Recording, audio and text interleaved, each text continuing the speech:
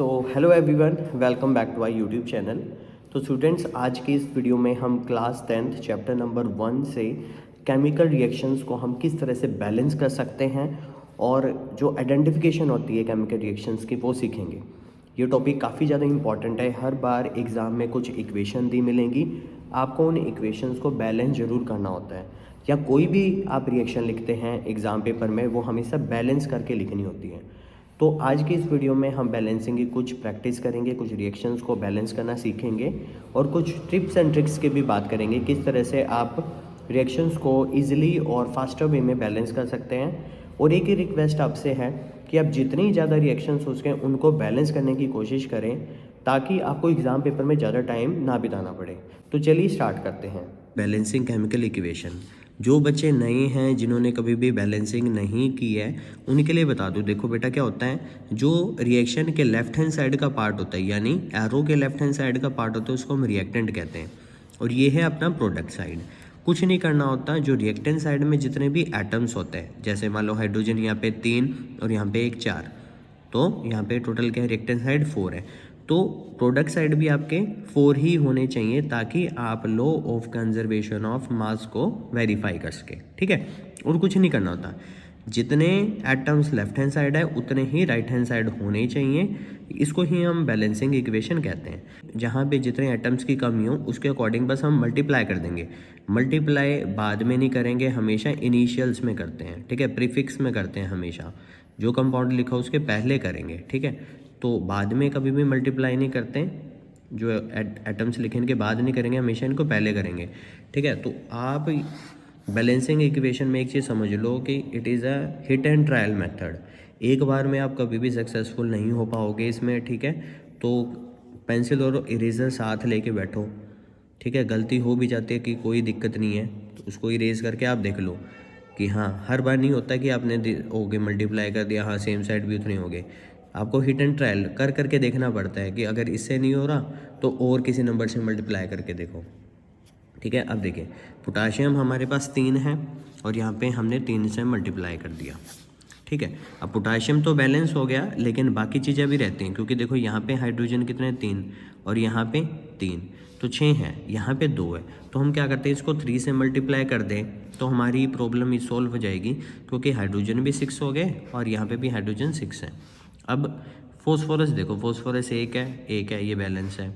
बच गया अब ऑक्सीजन। ऑक्सीजन देखो 4 यहाँ पे है और 3 यहाँ पे 7, 4 यहाँ पे 3 यहाँ पे 7, तो अब ये रिएक्शन बैलेंस होगी। तो यानी अगर हम इसको 1 से मल्टीप्लाई करें, इसको 1 से करें, कोई फ़र्क नहीं पड़ेगा। यहाँ 3 से और यहाँ 3 से, क्योंकि कई बार क्या होता है पेपर में यहाँ पे है ना, आपके पास फिलिंग द ब्लैंक्स मिलेगा। फिलिंग द ब्लैंक्स में अगर मान लो हमने यहाँ पे कुछ मल्टीप्लाई किया ही नहीं था, तो हम यहाँ सिर्फ है ना 1 से कर देंगे, क्योंकि 1 से मल्टीप्लाई करने के बाद वही सेम रहेगा, 1 से मल्टीप्लाई करने के बाद वही सेम रहेगा, तो यहाँ पे 1 1 आ जाएगा और बाकी यहाँ पे 3 3। तो अब ये रिएक्शन बैलेंस है, लॉ ऑफ कंजर्वेशन को जस्टिफाई करिए। अगर हम आइडेंटिफिकेशन की बात करें, देखो ये आपके पास एसिड है, फॉस्फोरिक एसिड, ये आपके पास क्या है, पोटेशियम हाइड्रोक्साइड। एसिड और बेस के साथ जो रिएक्शन होती है आपस में, जब इनको मिक्स करते हैं तो एक सॉल्ट बनता है और वाटर बनता है, तो ये न्यूट्रलाइजेशन रिएक्शन की रिएक्शन थी। नेक्स्ट रिएक्शन पे देखते हैं, पोटाशियम 1 B2O3 K2O और B। ठीक है, सबसे पहले हम इसको बोरोन को कर देते हैं मल्टीप्लाई। अब देखिए, पोटाशियम 2 हैं, 2 पोटाशियम। अब देखो यहाँ पे ऑक्सीजन आपके पास कितनी है, 1, और यहाँ पे 3 है, तो अगर हम इसको 3 से मल्टीप्लाई कर दें तो ऑक्सीजन तो बैलेंस होगी, लेकिन अभी हमने क्या किया था, 2 से मल्टीप्लाई किया था, तो इसको क्या करते हैं हम, यहाँ 6 हैं तो यहाँ भी 6, तो 6 1 3 2, ये reaction balance. HCl plus NaOH give rise NaCl plus H2O। यहाँ पे 2 हाइड्रोजन, क्लोरीन 1 1, सोडियम 1 1, ठीक है, और ऑक्सीजन 1 1, ये रिएक्शन बैलेंस है। बस हम यहाँ पे 1 1 लिख देंगे हर जगह, ये रिएक्शन ऑलरेडी बैलेंस ही थी। Na plus NaNO3 give rise Na2O plus N2। तो अब देखते हैं, यहाँ पे 2 सोडियम, यहाँ 1 सोडियम, यहाँ भी 1 सोडियम, तो सोडियम तो पूरे हैं। नाइट्रोजन देखें, यहाँ पे 2 हैं और यहाँ पे 1 है, तो 2 से मल्टीप्लाई कर देता हूँ मैं, ठीक है। अब ऑक्सीजन देखिए 6 हो गए हैं, और 6 ऑक्सीजन करने के लिए हमें यहाँ का क्या करना पड़ेगा, 6 से मल्टीप्लाई करना पड़ेगा। ऑक्सीजन बैलेंस, सोडियम कितने हो चुके हैं, अब 12 हो चुके हैं, 2 तो यहाँ है। अगर मैं यहाँ पे 10 कर दूँ तो सोडियम देखो 12 और 12, और यहाँ पे नाइट्रोजन 2 नाइट्रोजन, और ऑक्सीजन 6, तो 10 2 6 1, ये रिएक्शन बैलेंस। अब देखो, carbon plus sulphur molecule give rise CH2, carbon disulphide. यहाँ पे 8 हैं, यहाँ पे आपके पास 2 हैं, तो 4 से मल्टीप्लाई कर दो ताकि सल्फर आपके पास 8 हो जाए। अब कार्बन 4 हो गए तो कार्बन 4 कर दो, तो 4 1 4, ये रिएक्शन बैलेंस। अब देखिए Na plus O2 give rise Na2O, ठीक है। अब Na2 यहाँ पे 2 मल्टीप्लाई कर दिया। अब ऑक्सीजन 2 हैं तो 2 मल्टीप्लाई कर दिया। लेकिन अब देखिए सोडियम आपके पास 4 हो गए, तो ऐसे हिट एंड ट्रायल होता है ये, ठीक है। आप पहले ऑक्सीजन को भी कर सकते थे कि 2 ऑक्सीजन है तो यहाँ पे 2 से मल्टीप्लाई कर दिया, ठीक है ना। तो ये 1, और यहाँ पे ऑक्सीजन बैलेंस हो चुके हैं, और सोडियम कितने हो गए हम 4, तो 4 4 1 2 ऐसे balance. N2 plus O2 give rise N2O5। पहले हम ऑक्सीजन को ही करते हैं, ठीक है। देखो ये दोनों क्या हैं, ओड है, तो इसको भी करना पड़ेगा, इसको भी। तो यहाँ पे अगर मैं 2 से कर दूँ मल्टीप्लाई तो 10 हो गए, यहाँ 5 से कर दूँ तो ऑक्सीजन 10 हो गए, और नाइट्रोजन आपके पास 4 है तो 2 से और मल्टीप्लाई कर देता हूँ, ये रिएक्शन भी balance. H3PO4 Mg whole twice OH2 Mg3PO4 whole twice 2 plus H2O। अब देखिए मैग्नीशियम 3 मैग्नीशियम कर दिए। अब ज़्यादातर चीज़ें आपके पास हो चुकी होंगी, लेकिन देखो यहाँ पे फॉस्फेट जो ग्रुप है 2 है, यहाँ पे फॉस्फेट 1 है, तो 2 से मल्टीप्लाई कर दिया। अब ज़्यादातर चीज़ें ऑलरेडी हो चुकी होंगी, बस हमें यहाँ पे हाइड्रोजन देखना है। देखो फॉस्फेट 2 हो गए, मैग्नीशियम 3 डन। और यहाँ पे अब हाइड्रोजन और ऑक्सीजन गिनते हैं। हाइड्रोजन कितने हैं, 2 3 जा 6, यहाँ पे 2 और 2 3 जा 6 यानी 12, ठीक है। 12 है, तो अगर मैं 6 से यहाँ मल्टीप्लाई कर दूँ तो हाइड्रोजन हो गए। अब ऑक्सीजन चेक कर लेते हैं। देखो 2 4 जा 8, और यहाँ पे 2 3 जा 6 और 8 14। देखो 4 2 जा 8 और 8 प्लस 6 14, तो ये रिएक्शन भी बैलेंस। ये 1 हो जाएगा यहाँ पे, बस जिसको किसी और से मल्टीप्लाई नहीं किया उसको 1 से कर दो, रिएक्शन बैलेंस हो जाएगी। देखो NaOH plus H2CO3 carbonic acid है, Na2CO3 बनता है, और H2O। सोडियम यहाँ 2, यहाँ पे हमने 2 से मल्टीप्लाई कर दिया, CO3।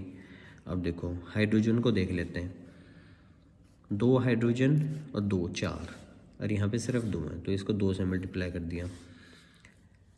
अब ऑक्सीजन देखते हैं, यहाँ पे 3 और यहाँ पे 2 5, यहाँ पे 3 और 2 5 हो गया। ये देखो ये reaction balance. KOH plus HBr give rise KBr plus H2O। अब देखें यहाँ पे पोटाशियम आपके पास 1, हाइड्रोजन आपके पास 1 और 1 2, और यहाँ पे भी आपके पास 2, ऑक्सीजन आपके पास 1 और Br आपके पास 1। तो यानी ये रिएक्शन क्या है, आपके पास बैलेंस है, सिर्फ आपको 1 1 से मल्टीप्लाई करना है हर जगह, तो ये रिएक्शन आपकी बैलेंस है। अब देखिए फिर से रिपीटेड है, अभी हमने ये रिएक्शन की थी 4 1 2, ये वही रिएक्शन आ गया, तो हम इसको डायरेक्ट कर देते हैं 4 1 और 2, और ये रिएक्शन बैलेंस। अब बात करते हैं नेक्स्ट इक्वेशन की, AlOH3, ठीक है, H2CO3 Al2CO3 whole twice thrice और H2O, ठीक है। अब देखिए यहाँ पे एल्यूमिनियम आपके पास 2 हैं, तो 2 से मल्टीप्लाई कर दिया हमने, ठीक है। और अब देखिए कार्बोनेट आपके पास 3 है और यहाँ पे 1 है, तो 3 से मल्टीप्लाई कर दिया। अब ज़्यादातर चीज़ें बैलेंस हो चुकी होंगी।